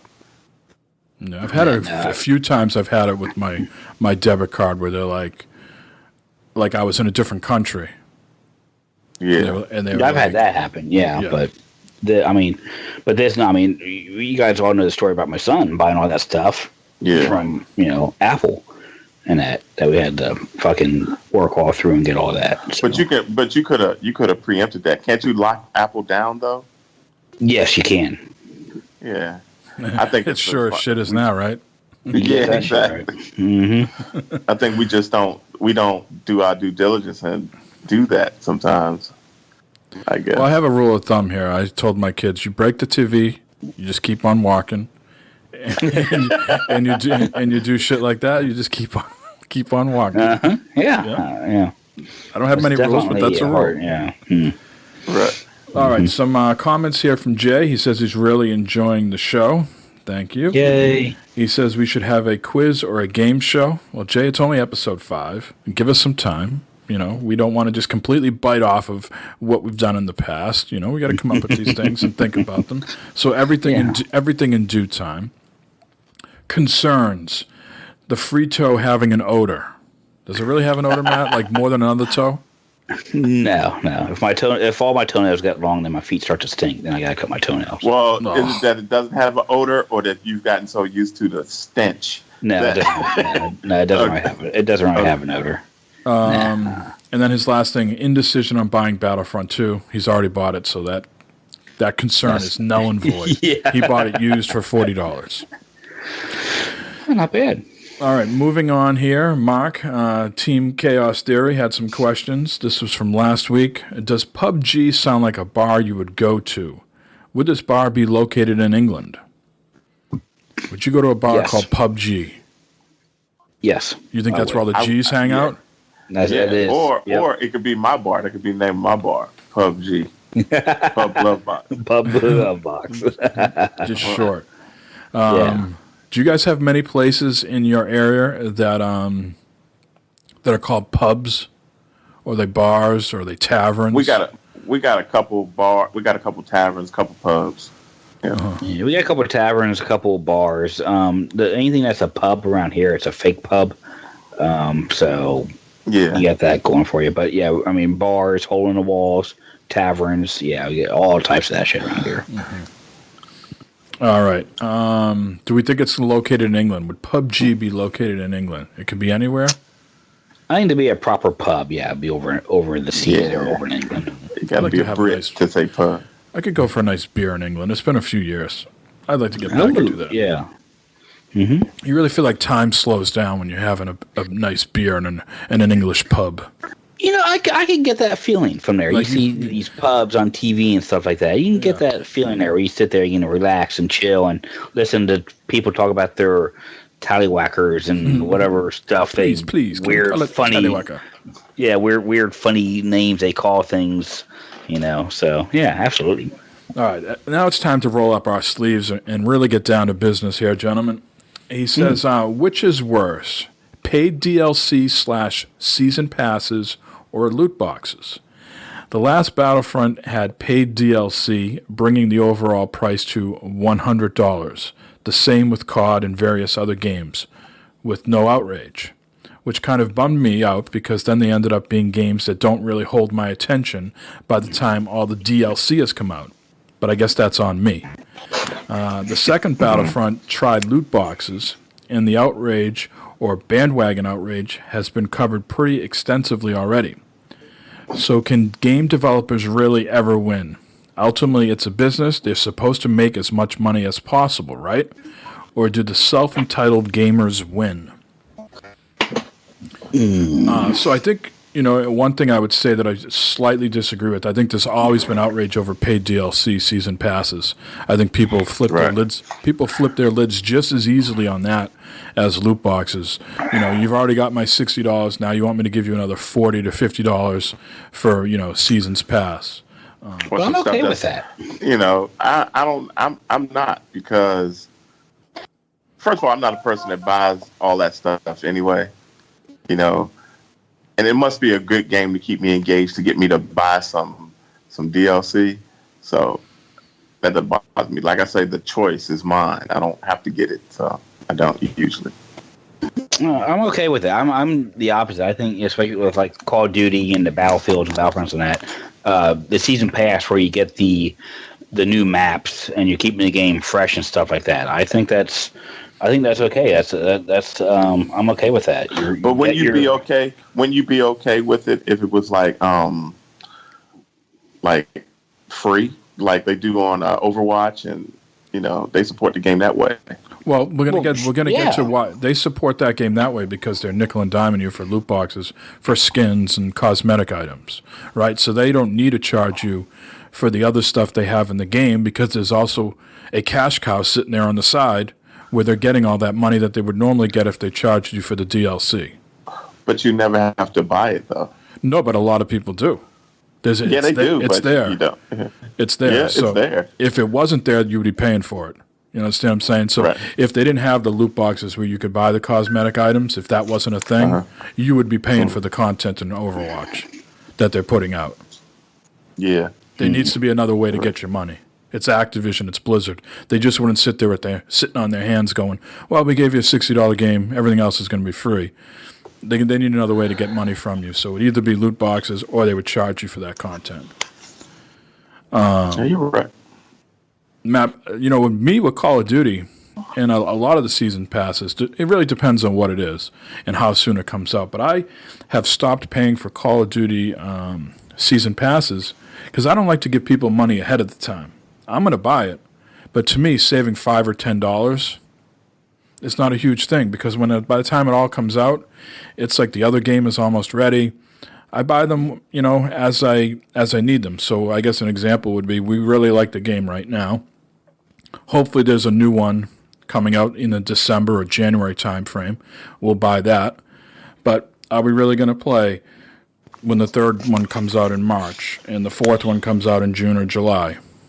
So I just buy them a la carte, and yeah, I might pay an extra $5 or $10 when all is said and done, but that's cool with me because I don't want to give them $50 up front. What if something happens that, I'm not here or the game's not good anymore, they screwed something up, so I tend to hold on to the money until I absolutely need to. But other games like The Division and stuff like that, I've given the money up front because the content was right there and ready. And I wanted to consume it as soon as possible. Yeah. I know you tend to buy them all up front, Matt, right? Just to save the money? Yep. Mm-hmm. Yeah. I did it with Battlefield, did it with Call of Duty. I've done it before in other games. I did not do it with Battlefront 2 here. I did not do it. But yeah, I've done it before, and we'll probably continue to do it. Now, I saw a game developer tweet out a bunch of tweets the other day about the industry of games and the state of things, and how we're conditioned to wait for games to get games at a sale.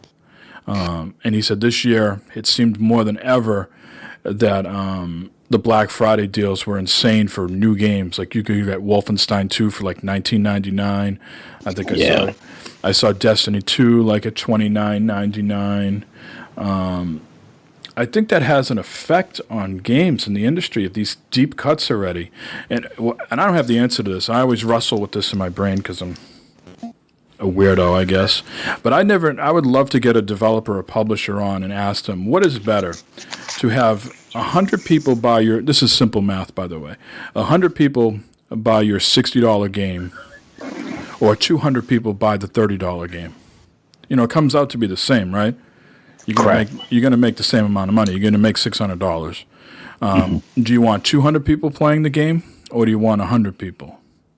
I think you will want more people, because more people, you can get more exposure. As far as, say, somebody's friend come over, and that they see it, and they would, All right, but I guess, do they ultimately think, though, like, some of these games cost $100 million to make.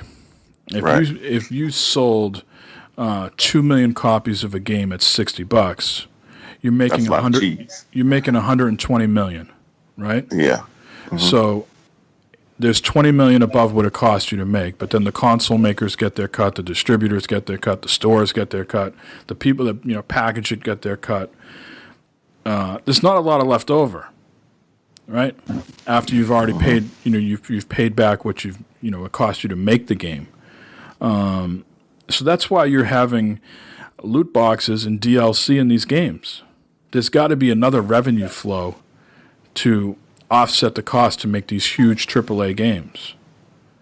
And I think, people need to understand that like Mark said, that this is a business. They're here to make money. They're not here to appease you and, the squeaky wheel, oh, this is unfair, pay to win. Like we just said. Maybe that's why. I'm sorry, Mike, go ahead. No, go ahead. I was thinking that, but that's why, Microsoft, for a while, they were just pushing that digital-only vibe, because it's going to save them money and make them money at the same time. Right. Yep. They don't have to pay, they don't have to pay to get it in stores. They don't have to pay to no packaging. distribution charges. Yeah, Right. all of that. Yeah. It's just all profit. Right. But I think, we don't ask this in other areas. Maybe we do, and I'm just unaware of it, but in other walks of life and businesses. But, these people got to make money too. They got to make a living. And I think we just clearly said the loot boxes are there. If you're not into it, like Matt says, I don't even look at it. I just get the credits I get. I open the daily things and I move on.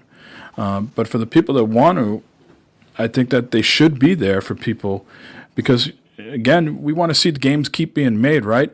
We'll clearly see if there is an impact on Star Wars Battlefront by taking this out. Is the story DLC going to come out? If it comes out, is it going to be worth the money? Now that they don't have this revenue stream currently in the game anymore, who's paying for that? You could say EA and Disney have a ton of money, sure. But do they have a ton of money dedicated to this game that's getting beat up in the press left and right? Or they just want to put this thing out to pasture right now and say, fuck it, let's bury it. Right. I don't know. I don't know what is good and bad. I don't have the idea. I'd like to get some of these people on and talk about that some more. But I think it is. Yeah. I think it is wildly unfair to say these things shouldn't be in games because they need another revenue stream. They got to get more money from you to make these games. They're not cheap to make. I think people want to eat it from like both sides, have their cake and eat it too. Right. Any feelings on that, Matt or Eric? Well, I think that's one of the things the season pass comes in. They gauge how many people buy the season pass on what DLC they can come out with and that, because you can't make the DLC and then hope that people buy it, because you got a good chance of losing your ass on that. Right. So it's chicken and egg thing. What's going to come first? What are they going to do? And a lot of these developers and stuff like that with their games and these costs, these sales and stuff like that, they can make that up on the end with people getting that and then buying the DLC for it or buying the loot boxes from it and stuff like that. I just down the road. I mean, granted, yeah, having games on sale this fast here, from that just came out in September, October, and being on sale here for Black Friday, that's pretty quick in that. But down the road, when these games go on sale, you want to get something instead of nothing. I mean, obviously, you don't want product returning to the developer and stuff like that. So you want to sell them for $10-15 or something just to get something out of it. But don't you agree? Don't you agree that most games that come out have the way I see it, they have a hotness lifespan? Yes. Meaning when they come out initially, unless you're the Call of Duties that come out yearly, but most games come out initially, they're hot, and then they die off, and where that revenue stream stops. Yeah, and then that's where they got to drop that price to $20 or something like that. And just like Mike said, this is a business, man. You got to think these people are trying to make money. The business that we are in is gaming. It's fun, but it's still a business on top of everything. So they got to get the most they can out of these games, man. Let me ask you about the hotness thing there. Does the hotness wear off because we're so conditioned now to free games of PlayStation Plus, Xbox, the Steam sales? Everything is on sale at various times, with the exception of Nintendo. Are we conditioned to such a point that we get these free games, humble bundles, etc., that the hotness wears off a lot quicker than it should because people say, you know what, that's a good game, it's a great game, but I know in a month or two it's going to be at a such and such price. Is the industry cannibalizing itself? Are they just thinking short term, one quarter to the second quarter rather than a couple years out? Can that be? I don't know the answer if that can be sustained. If they can. Go ahead, Matt. Well, I mean, look at us. How many times on this podcast we've said, "Well, I'll wait till Black Friday to get that. I'll wait till then to get that game." I mean, we've said before on this podcast that we would do something like that. So. But do you think they sell more of that game on Black Friday than they would usually? Like, take for instance, Grand Theft Auto. That's an old ass game, and it's still selling like crazy. Yeah. So they drop it down to $6. Do they sell 3,000 more copies. You know what I'm saying? Right. I mean, in the case of Wolfenstein, it feels like such a drastic cut. And myself, who, when you said it last week, hey, it's money, money's money, whatever, it's here, it's gone, right? It's not a big deal, right? And that's to a certain point. But I just bought Wolfenstein, like what, 2-3 weeks ago? You feel like buyer's remorse because you bought it? I mean, I wouldn't feel buyer's remorse if it was like $45, Right. But $19.99? Come on. Yeah, that's a yeah. That You're really it doesn't seem right for some reason. When you bought it at $60, right, or whatever, $59.99, whatever you bought it at, eventually it's going to be $19.99, right? Yeah, eventually. I mean, you think 6 to 8 months out, right? You don't think 2 to 3 weeks. You're like, right. I'm paying the $60 now because I want to play it now. It's a game that I'm not willing to wait 6 to 8 months to wait on. But that makes me think about Nintendo's whole philosophy, because their shit doesn't come down. Their first party, like you said, doesn't go down.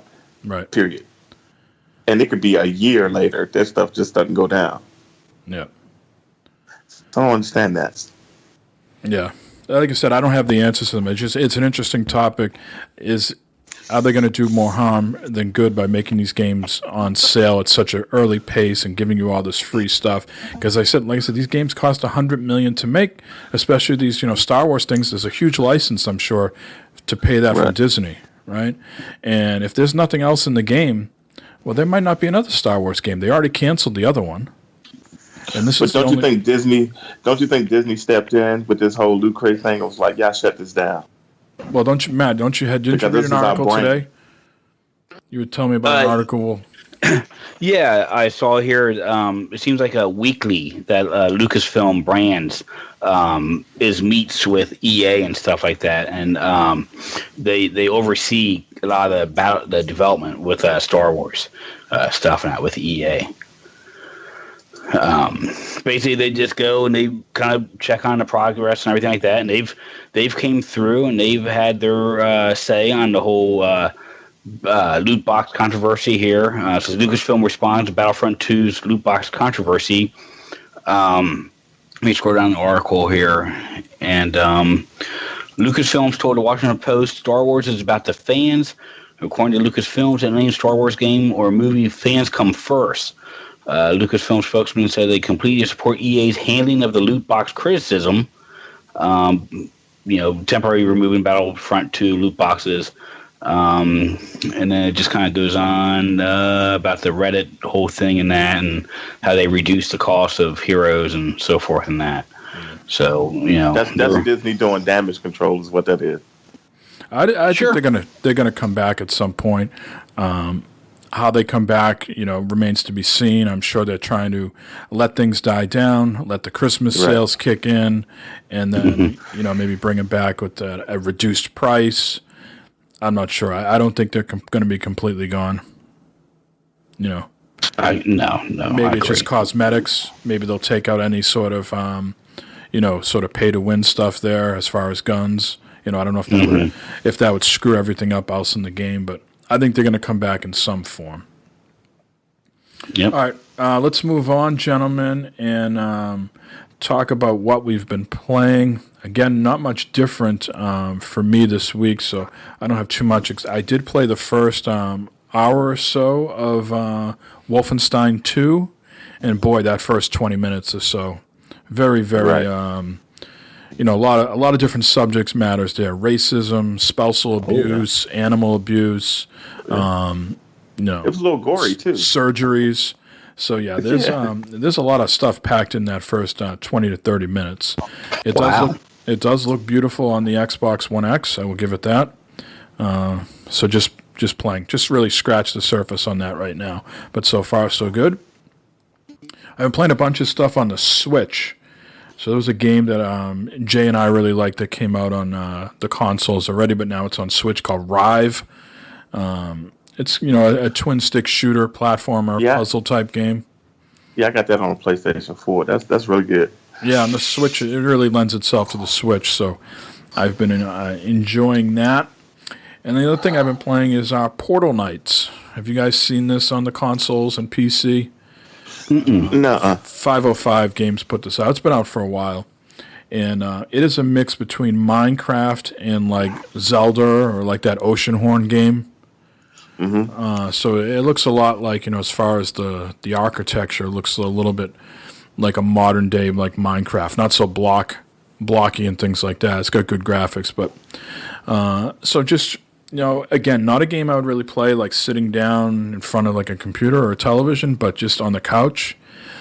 Going through and exploring those worlds. You got to build portals to jump from one level to the next. So you go to, say, this dusty desert world. You try to loot as much stuff as you can, beat up as many baddies, and level up your guy. It's basically what they're calling a sandbox RPG.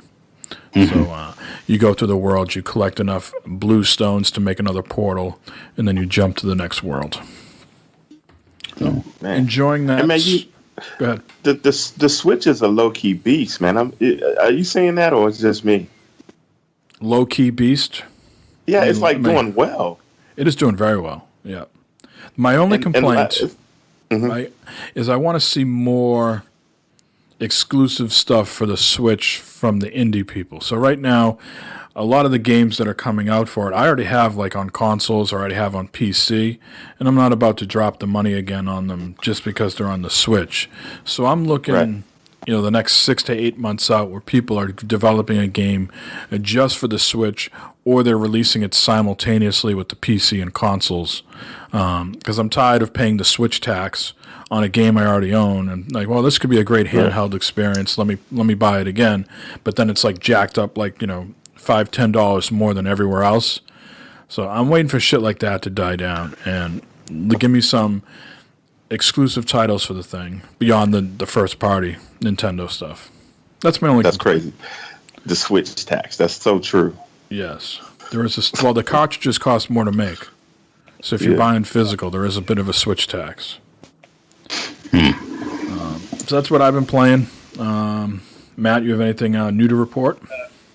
Yeah, we talked a little bit about Star Wars, but we didn't really talk about my gameplay enough. We talked about my whole thing with the loot and that. Yeah. So I picked up Star Wars Battlefront 2 on sale the other day. Actually, I didn't get on sale. I'm sorry. I used my Best Buy rewards card thing for it. Got it for $40, so not bad there. Put it in and had to download updates and everything like that. Played it. It looks great. It's smells great. Really, tastes great. Gameplay for me, I'm doing okay. I'm not doing that good at all. I did better with the Battlefront that came out a couple years ago. This one here, for some reason, I'm not doing good at all. It seems like everyone is just getting a pie. Good. I need pie breaks, I suppose, is what I need. But it's fun. They took away that one game mode that I always like to play, the one where the pods would drop down. You had to defend the pods. They took that out for some reason, so that's not there. I always enjoy that. So I've been playing the Blast, which is the team deathmatch, and then the Galactic Assault, which is the longer version where you have some objectives and stuff like that to do. I got to admit, Galactic wears on me a little bit. The sweet spot for me is Strike. So it's a little bit of Team Deathmatch, it's a little bit of Galactic Assault, and it's not these huge 30-minute type of ordeals. So I have not tried that yet. I really like Strike. I'll have to give that one. I'll have to give that mode a try and see what that's like. But it just seems. It's a very fast-paced game, okay? There's a lot going on. It's good. I like it. I don't see myself playing it a lot unless I'm playing with you guys. But I'll play for my shooter. I'll probably go back to Call of Duty and play more of that. And just I got a news item for you, Call of Duty, in just a little bit. Excellent. I do better at that, at Call of Duty. I enjoy a little bit more. I feel like I do better at that. So, there is that for me. And then one other thing I did, Red Dead Redemption, I popped it in the Xbox One, downloaded it, and I'm playing Red Dead Redemption again on the Xbox One. A little graphical upgrade, it looks like, and that game's so much fun. That's my all-time favorite game. I think it's right there, Red Dead Redemption. Just a great game. Great voice acting. Marston's got a great voice. Mm-hmm. Yeah, John Marston. The whole game is just wonderful there. So it's lots of fun there. But that's it for me for games and stuff this week. All right, Eric, how about yourself? Hadn't had a lot of time to play, with completing this run. But when I did play, I got all those games from the Black Friday stuff. I got the Evil Within 2 and I got Forza 7. I've been playing that a lot because I like the driving games, and that game is the most beautiful driving game ever created. Let me tell you something. It looks great. So I've been playing that. I've been playing still a lot of Skyrim. And that's pretty much it, really. And some of those other games I haven't even loaded up yet. But I got all of them on the PlayStation X. I mean, not the Damn, what am I saying? PlayStation the Xbox X. One X. The Xbox One X. I got all of them on the Xbox One X except for Knack 2. I don't know why I got Knack 2. It's a platformer type deal, and I like those. So we're going to record a BFF session with me and Matt playing the demo of Knack 2. Okay. I think that'll be entertaining. I'm sure it would be hilarious. So, Matt, when you get a chance, download the demo of Knack 2. Okay. And Matt will be cussing. Yeah. Screaming. Great. Yeah. But yeah, that's all I've been doing, man. Cool. Awesome. And I would be remiss in saying, what we've been watching is a lot of football, and all three of our teams won today, right? Am I correct? Yes, sir. Well, you won on Thanksgiving. Yes. Yeah, it was fantastic. Nice. You beat the Browns, and you beat the Giants, and the Patriots beat the Dolphins. Yeah, and the Browns are Bengals. Browns, hey man, I don't know if the Browns and the Giants are competing for that first round draft pick, but I think the Browns pretty much got it locked up. Yeah, they don't look like they're going to win a game, do they? They have any more against the Bengals? No, this is it. No. And did anybody watch the fight between the Raiders and Broncos? Yeah, man, that was totally uncalled for and unnecessary. It was stupid. Yeah, it's gonna not make the league look any better than, they don't need that type of crap. Exactly. Yeah. All right, let's jump into the news, gentlemen, shall we? Is it? Yes, sir. Really? Okay, do you hear what he just said? He just said, why don't you, for once in your life, just do the fucking news? All right, no. I'm gonna do the fucking news. No, here is the fucking news. All right, Matt. So we were just talking about Call of Duty and Star Wars Battlefront, and how you're not doing so great at Star Wars. But if you feel like you need a little help with Call of Duty, buy loot boxes. No, there's you can hire a pro to play Call of Duty for you. So there's a UK company called Bidvine, right? And you can pay £15 the hour or $20 American, US dollars. And that will give you 1 hour for a pro player to rank up your character, unlock features, and improve your stats. They say they've already had a number of signups, and we're looking forward to seeing how many more we get. Said the co-founder of Bidvine. The rise in professional gaming has been meteoric over the last few years, and there are thousands of people who can help out the more time-strapped gamers among us. So, Eric, if you're spending all your time with, creating the Mario world at your house, and, next time you jump in COD, you want to be prestiged, you might want to drop some, funds into this thing and have someone play the game for you, and you come back in and, your stats are looking sweet. That sounds like back in the day, the gold farming with World of Warcraft. Yeah. Isn't it almost like just cheating? what it sounds like. Yeah. I don't know who the hell in their right mind would ever do that. It's like a cuckold for video games. Hey now. Hey now. PlayStation, well, this is news for everybody, but Bungie has been sort of caught throttling XP. So if you've ever played Destiny 2, you know that your XP counts toward your level. Once you hit level 20 in Destiny 2, your XP goes towards engrams, bright engrams that give you cosmetic items. So you're playing the game, you're already at level 20, your XP bar fills up, you go to their loot box store, as you would say, in the game, and you would cash in your XP for these bright engrams, and you would get cosmetic items. And so they recently had some sort of event, and you played with someone in your clan, and you would get more XP. And the first time around, again, we'll do simple math. Say you got 5,000 XP for playing the first event with your friend. And, you want to rinse, repeat that and get some more XP, thinking you would get the 5,000. Well, they noticed the second and third time you were getting less and less XP, even though you were promised 5,000.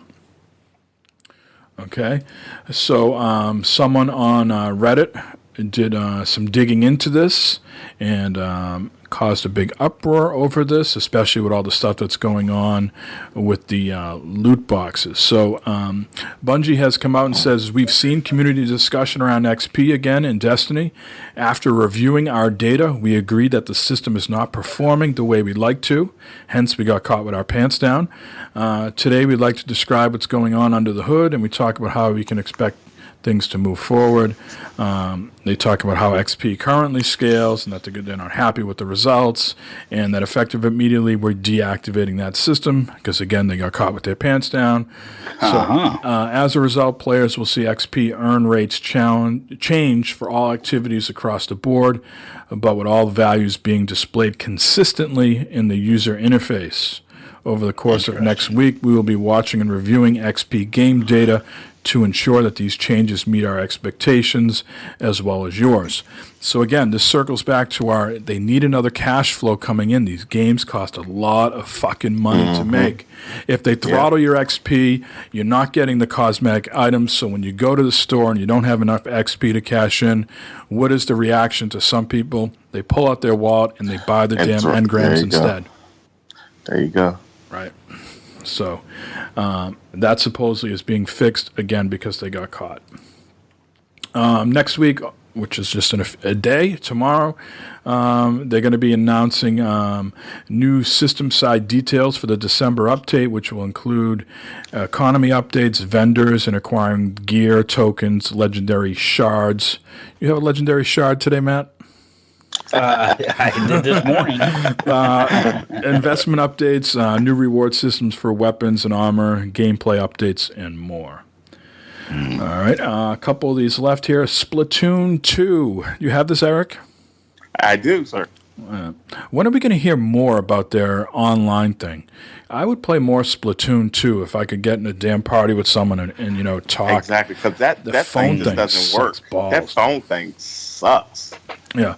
So anyways, starting on the 23rd of November, Splatoon 2, it should have just been called Splatoon, with the 2 there, has received a new stage for the Salmon Run and a bunch of new gear and hairstyle options. There is also on the 24th new battle mode stages. One was a supermarket and the other one is a museum. Now in mid-December, they're going to have a brand new ranked game mode called Clam Blitz. Not what Matt does when he goes on those side streets. I'm intrigued now. It's called Clam Blitz. This looks very similar to Kill Confirmed from Call of Duty, in that you'll earn clams for splatting other players, and you'll need to bank them at a goal to score points. Should cater to a more hardcore crowd of players that want a more traditional approach to shooters. All right, so that's coming mid-December. And I think all the stuff in Splatoon 2 is free. Pretty sure. For you Xbox people out there, Sea of Thieves. Anybody interested in being a pirate? This is a pirate game, right? Yeah. Yeah. This is like a sort of pirate MMO type of thing, I believe. Anyways, it's going into its last testing phase. So you have between now and December 1st to sign up. And you have to become a insider. And once you are an insider and they roll out this testing phase, it will be available to everyone. So if you're interested in being a pirate, you can I'm going to test up. it first. Matt, now that you're an Xbox guy, you want to be a pirate? Sure, I'll look into this game here. This is one. It's a cartoony looking game, right?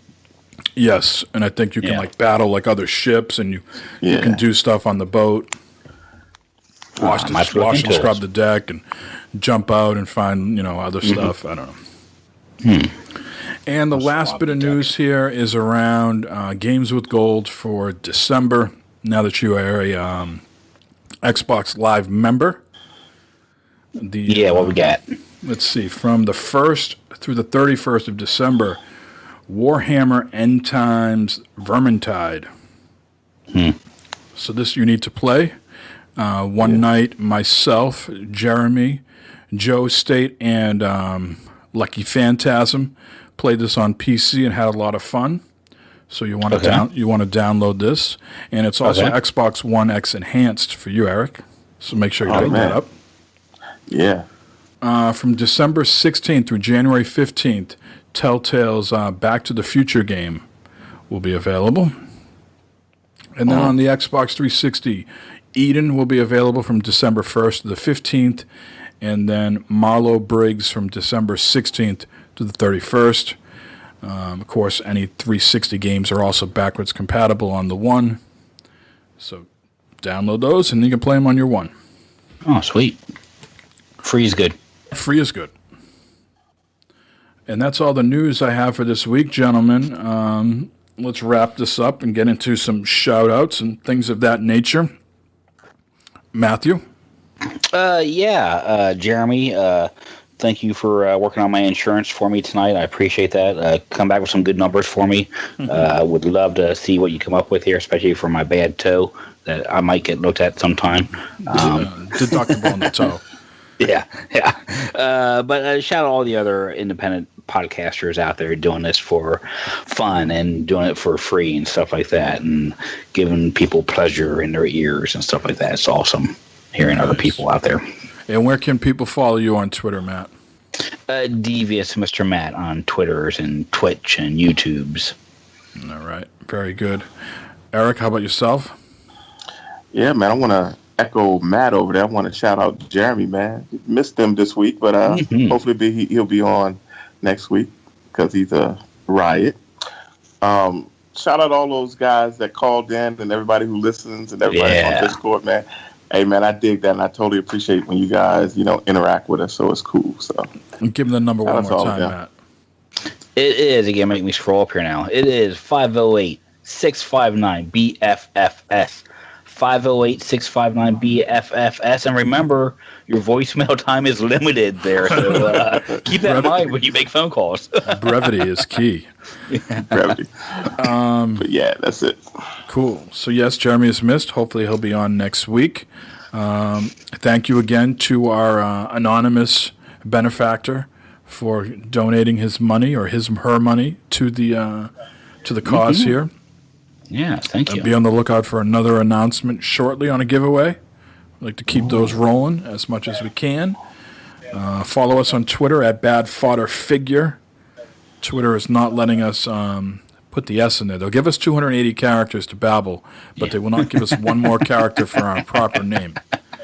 Don't know how that happened, but anyways, you want to follow us on Twitch, we're Bad Fodder Figures. Discord, you can go to what is that, tiny URL /BFFS. Yes. So check that out. And reminder, I am doing Extra Life December 1st to the 3rd. So that's this coming Friday from 10 to 6 a.m., Saturday from 6 p.m. to 2 a.m., and then Sunday again from 10 a.m. to 6 p.m., all Eastern Time. I'll be tweeting that out during the week. Hopefully people will join in, donate if you like, try to raise $500. So that's December 1st to the 3rd. All right. Other than that, I think we've covered everything. Go buy your loot boxes. May your crafting be optional. May your season passes be expensive. Yes. And we'll see you next week for episode 6. Take care. Bye. Peace.